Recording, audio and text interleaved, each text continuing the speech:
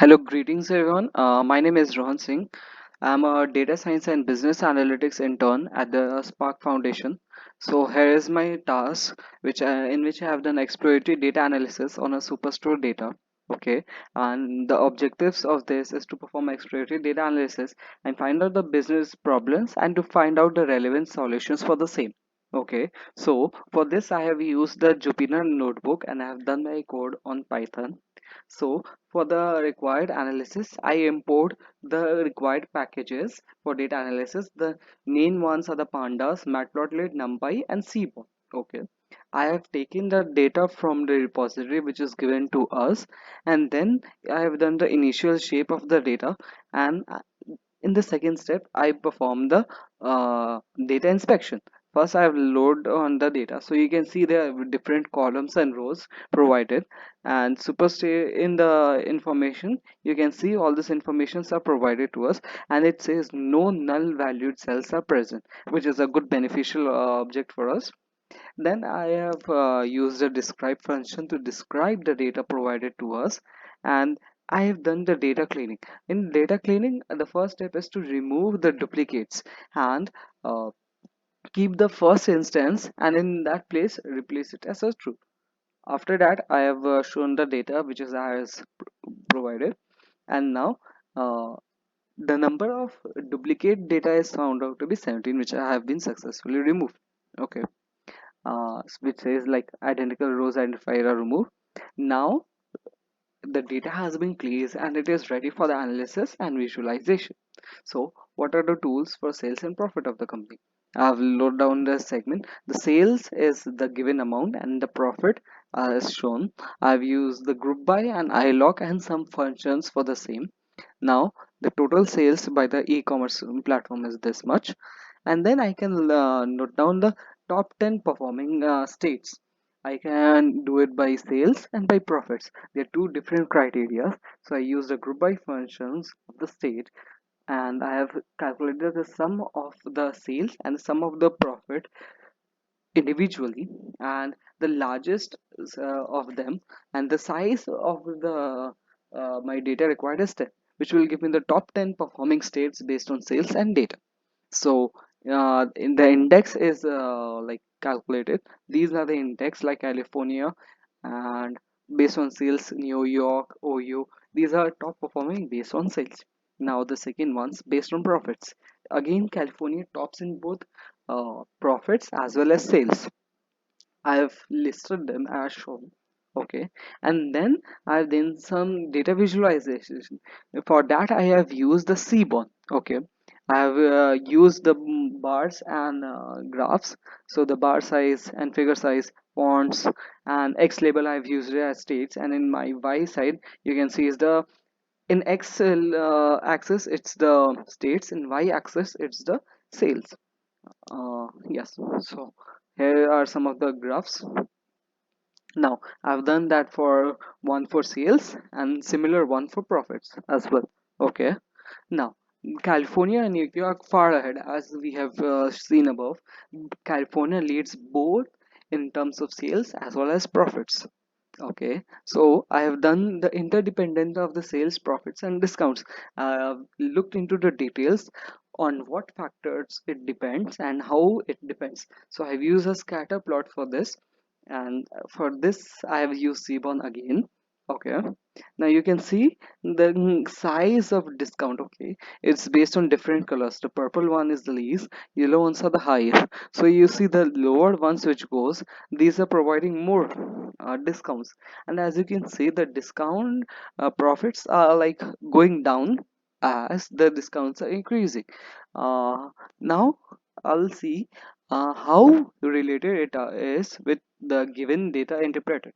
Okay, so again I have used plotting of the required functions, uh, sales, quantity, discount, and profits. I've done some data visualization, so these are the graphs which has been updated. Okay, now we can see there's some relations between the sales and profit, and there's some relations between discount and profit. Okay, we have to analyze ourselves. Now let's go deeper into this. So here's a heat map of it. Okay, now we have different cases. When the discount is zero, this is the graph.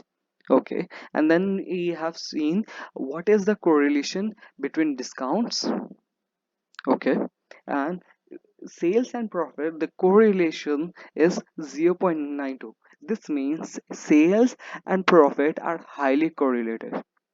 Similarly, I've done for the next one as well. Okay, so here it is, category and profit.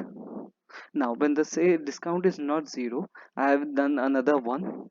Okay, uh, these are some of the visualizations, some more code. Okay,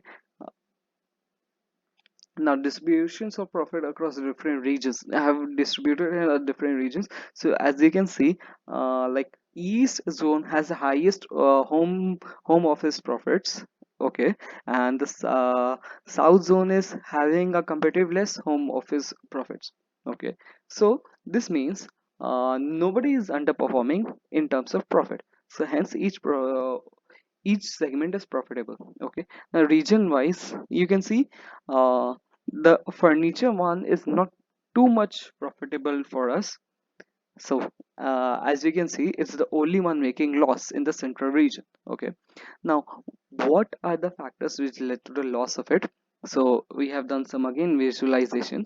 Okay, bar plot, bar charts we have done. Okay, now irrespective of what's the mode of the logistics, we have incurred loss. That's the deduction. Now let's again we have done a heat map.